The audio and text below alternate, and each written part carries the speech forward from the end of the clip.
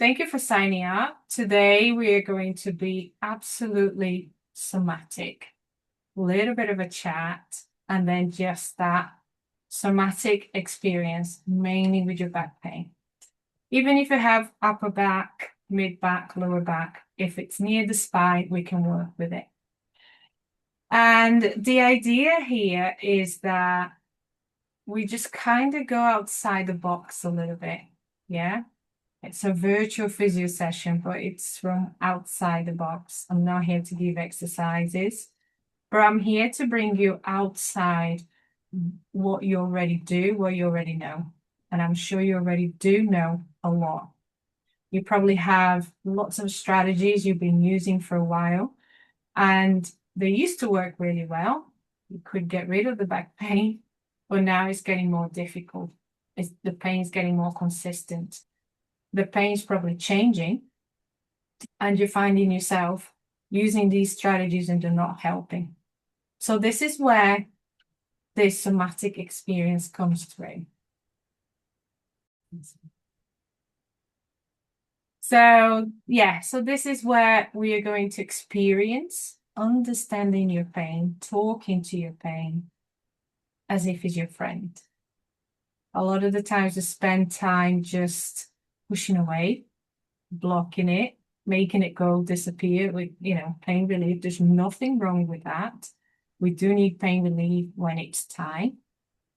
But the act of pushing the pain away is what makes the pain come back. Okay, the pain has a very strong link to everything in our body, every aspect of ourselves, the thought, the emotions, the physical, the tissue. By the time the pain triggers the tissue, you have been on a loop of mind, emotion for a long, long time. By the time your pain becomes recurrent and happening, every so often throughout the years, that means we are holding some sort of mechanism. Could it be a coping mechanism? Could it be a protective mechanism? Could even be a limiting belief. Could even be an inner conflict within ourselves. How do we want to live our lives and how life is living our life for us? Okay. So by the time your pain comes to the tissue, it has endured quite a lot of resistance from us, blockage from us, pushing away from us. And it's just there trying to come back and give you that signal. It comes back and give you that message. And we're not stopping. We're not stopping. We got to work. We've got life. We got family. We got social life. And we want to keep going. So somatically, the lower back pain, if you think, let's break it down, the spine. Let's break it down the spine. Okay. We've got to look at it and metaphorically, symbolically, and even spiritually. So the spine is the structure that holds the skeleton. Every part, every junction from your body, so the shoulder junction with the spine, the pelvis junction with the spine, all comes out from the spine. Okay, you got the pelvis at the base, shoulders at the top. Then you have your dangly arms and legs that is supported by these junctions. However, the way we move, the way we walk, and how we rotate, how we balance, everything comes from the spine. The legs and the arms are not the foundation of our bodies. The spine is. So the spine can only support itself through the spinal muscles. Even the rib cage helps keep the spine upright and erect. But we are supported by our legs in a way. So that's the only time the spine gets some support. But the spine has all these little structures within each segment that allows for these structures to be supported. So even there is a foundation part of our body is it's a foundation that is very supported. When we have pain in that structure, if you think that we just kind of realize that the spine is foundation and support. If we have pain in that area, we're getting pretty much two messages. Something in our foundation isn't aligning with ourselves. And the support, we are struggling with supporting ourselves. We're perhaps struggling to find support. We're perhaps struggling to feel supported. And it could be in the little things that we realize through the day. And those little things we realize through the day that goes deep into the big things that happened in the past. Okay? So therefore, we start to build this coping mechanism to stay supported. We create foundations that are not ours to stay supported. So somatically, lower back pain or spine, any pain on the spine, is our feeling that we don't feel supported in life, at work, in the family. If you think before we had our own family, maybe we didn't feel very supported in our family environment. Maybe we had to deal with a few things on and off as a child by ourselves without that emotional support. Perhaps we're growing up, going to school, university, and perhaps financial support started to be the next point that we realize, oh, am I being supported here? Do I feel supported here? Can I support myself? Yeah. So you have, can I support myself? So the self, and someone support me, third person.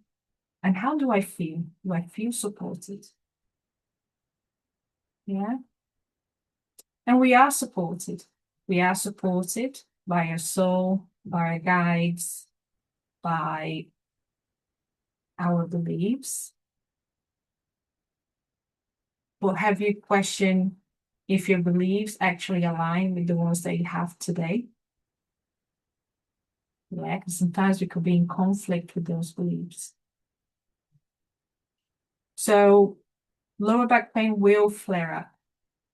Will flare up if you do a lot of gardening and you haven't done for a long time. Okay? It doesn't mean that you're not feeling supported while you're gardening, but you are living a life that you feel unsupported in some way.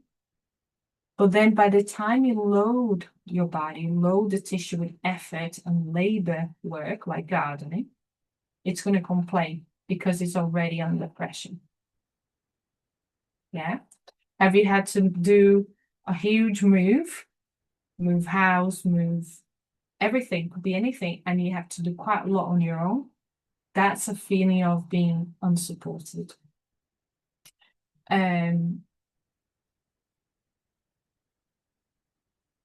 You have to write down and kind of think about what brings the notion for you of those moments that you feel unsupported. Perhaps is with your kids, some behaviors that you struggle to manage. And you think, well, if there was a second person here, would that behavior be a bit easier? Would it be easier to manage? Would I feel more supported to then manage that behavior with them? Yeah, it could be at work. What's going on at work that you don't feel necessarily supported?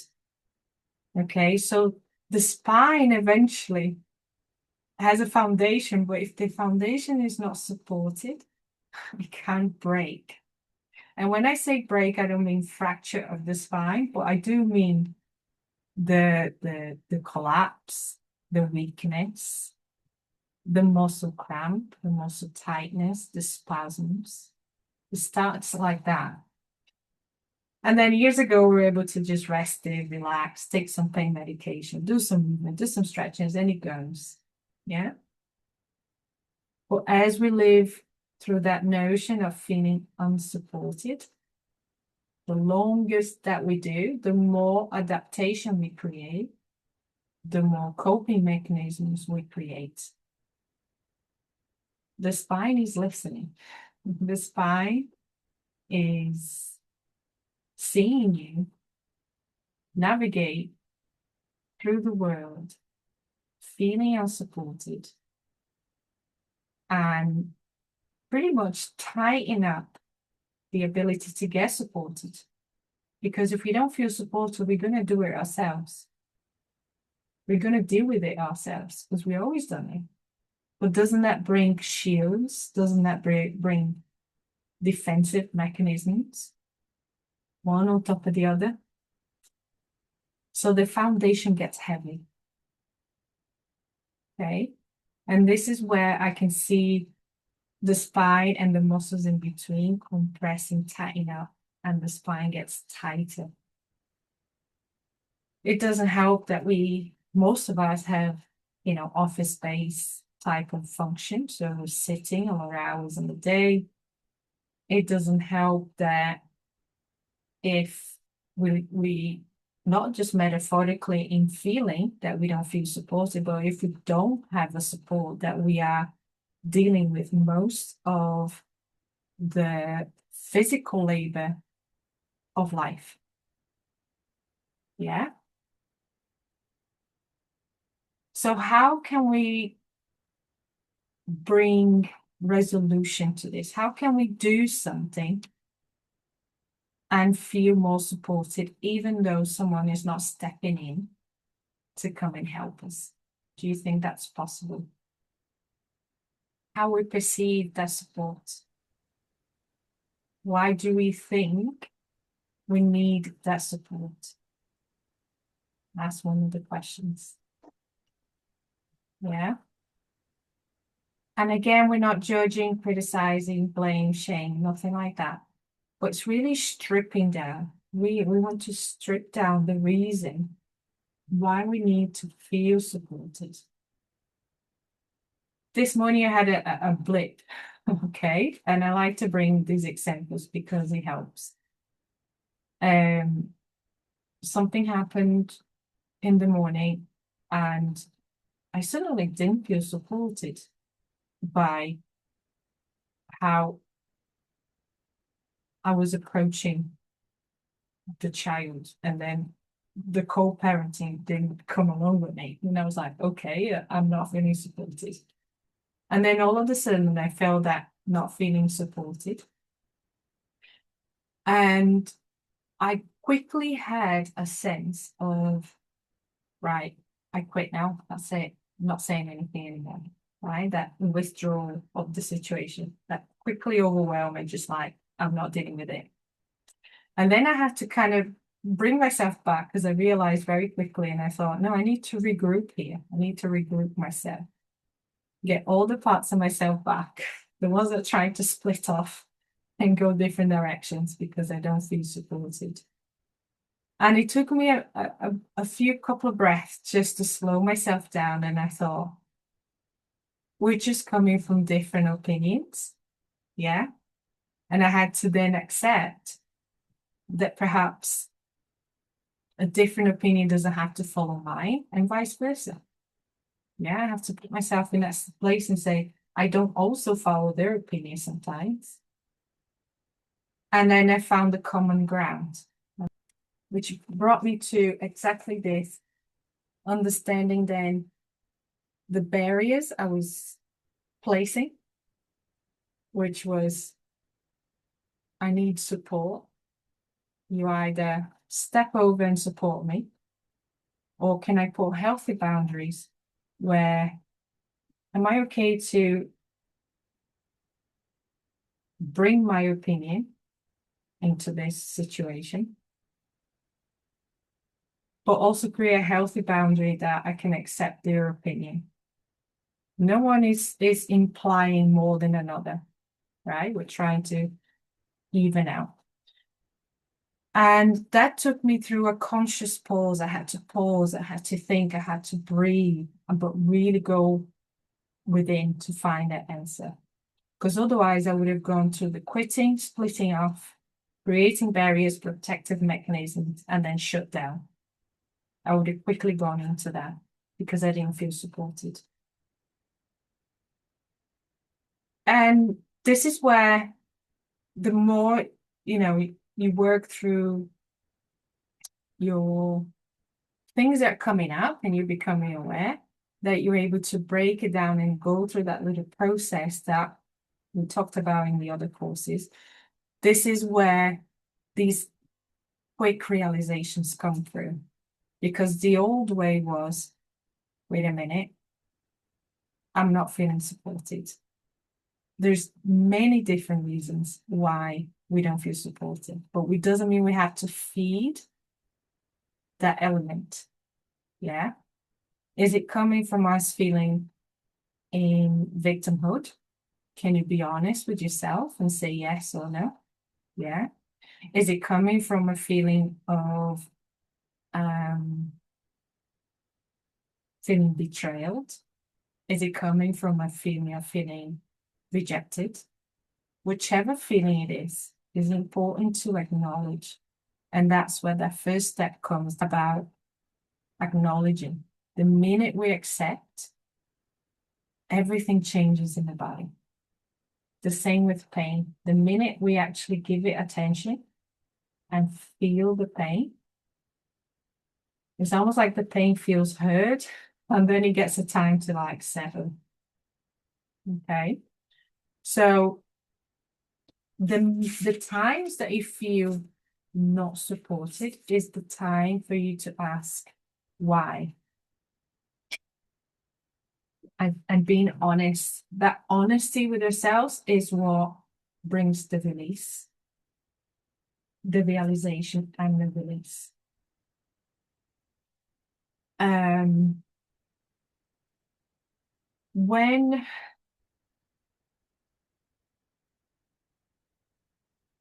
How many times have you come to this point where all of a sudden something clicks and it either gives you joy or gives you sadness of realizing? Yeah. This is the duality of that support. We can transform the support into a duality of light or a duality of darkness. But first we have to embrace if there is darkness in there. And the darkness is asking yourself and really being honest without fear. Because sometimes when we're honest and go, well, wait a minute, am I feeling really unsupported because I'm feeling in victimhood? It's not something easy to admit sometimes, because again, it's a limiting belief that victimhood is a bad thing. Yeah, but not necessarily. But is it okay to admit? Is it okay to feel? And we then come to the next stage, which is to be afraid to feel those emotions again. That's why we, a lot of the times, block ourselves from feeling or realizing or seeing that truth about ourselves. And this is just an example, okay? So it's important to be able to look at it and allow those emotions to come out, because when we had those emotions, it's when the problem was created. Or we didn't allow it to process. Maybe we're told to quiet down, maybe we're told to not speak, maybe we didn't feel like we could speak. We didn't process it. That's why it's still here. That's why it's still rumbling in our spine, in our tissue. But by the time we have a fractured spine, a disc problem, by the time we have a nerve impingement, it just means that the pain didn't get through to us. We didn't listen to the messages, and the tissue collapsed. The tissue gave in. There is hope? Yes, absolutely. Yeah. That's when physiotherapy comes on to help you recover the tissue. In the meantime, can you recover the mind? Can you recover the pattern that led you there? Yeah. But right now, you're not in a state of ridiculous pain, tissue breakage, tissue damage. You are on the rumbling of that pain, sending message. And where is she? Where is she? Yeah. And this is somatic experience merging with energy healing, meditation. It's just to help us really get those messages. But I needed to bring this first step because I needed to go sometimes in a rational, analytical mind. Sometimes we need to understand where something's coming from. Yeah. Especially if we are so used to suppressing our emotions, we have to channel that information from somewhere. Well, we've got to be friends with the mind, we've got to be friends with the pain. And then eventually we have courage to be more friendly with our emotions. Those are the ones that hurt the most. So, when is it that you feel unsupported? If you're good at having your mind, have it in your mind. But if you're good at writing, if you're gonna quickly write, because we're gonna use these that you reflected on during the meditation to talk to your pain. Okay. So very briefly, just think of the most recent moment. You just felt like no one's here to help me. I needed the help. No one even noticed I needed help. I help everyone, but when I need help, where's everyone? Or maybe, do I show the need for help? Do I actually demonstrate people that I need help, or do I hide that from everyone?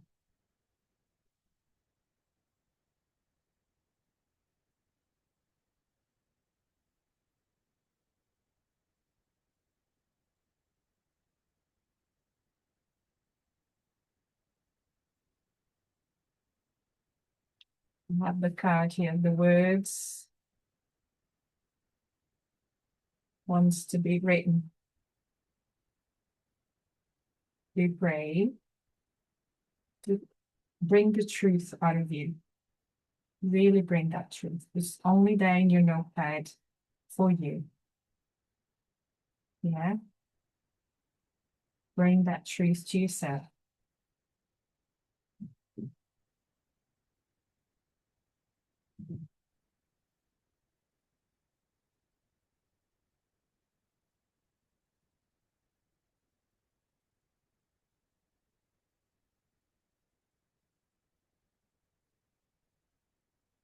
And even though we don't have to share, but all three of you are collaborating together today through energy, through your stories. Yeah. So write it down. Be brave. Really put it down. What comes up. Maybe even if it looks ugly to you, just write it down.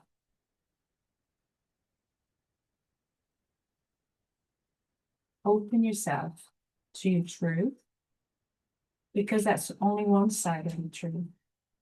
We have a distorted truth, and then we have the honest, heartfelt truth. You might have to bring the distorted truth first, and that's okay.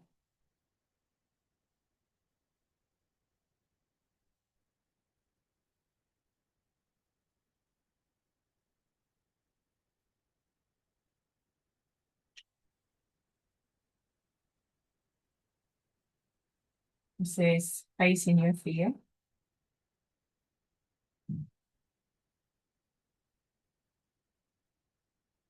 So be conscious release and healing. Go deep in that moment. Relive that moment.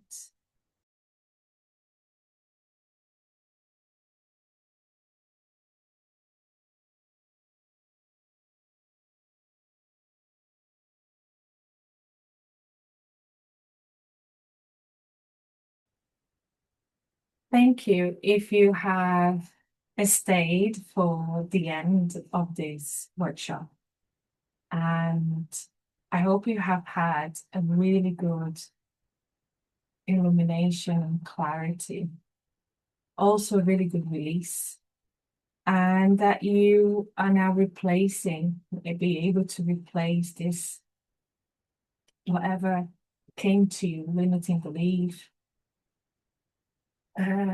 coping mechanisms, defensive mechanisms, anything that has come to light for you, that you remember that you've made this change, that you created this new version of you. And when you act and embody this new version, your mind will think different, which then elicits different emotions in your body. Your fascia then is picking up this message, and this message of this new version of you. Because otherwise, it's so easy to just leave it in the mind and not be and embody this new version. And if we just leave it in the mind when the situation comes around, our body is responding the old way through the fascia. But the mind knows it isn't the case. So we need to now integrate this on a day-to-day basis. And this is why I wanted to bring this workshop, because the Aluma Concept this is what we do on a weekly call, yeah? And what happens in between the calls, we work through the integration. We have a group setting, and in that we share, we explain, and I bring more insights, more information, but also guidance to help you continuously integrate this. And sometimes this is the moment where physiotherapy kind of fits in a little bit better, right? A little bit more practical, where some of the stretches for nervous system regulation comes in, some of the exercises for nervous system regulation comes in, because now your fascia is open and now you're ready to work through the fascia to then embody what the mind and the heart already knows to be true, the real truth. So if you are feeling cold, the link is below. This online program runs on a weekly basis, and we are connected, and you can sign up and cancel anytime. Sometimes you sign up and you're only dealing with knee pain. We get to the knee pain workshop, and that could be enough for you, right? But also you are learning these tools on a weekly basis. You are learning the somatic regulation of your body. And every week I bring something different, something new to explore, because the nervous system doesn't work on black and white, right? The nervous system is very dynamic. So we need to be very creative on how to work with the nervous system to then be able to find these regulatory pathways and create new ones as well, so that you can utilize this on a day-to-day basis. So the online course is important for that integration of all of this that you achieved today. And if you had a really good experience, I would love you to share in the comments, whatever you can, whatever you feel to share, which helps me understand how all this is working, right? So thank you so much for being here today. And I look forward to the next workshop.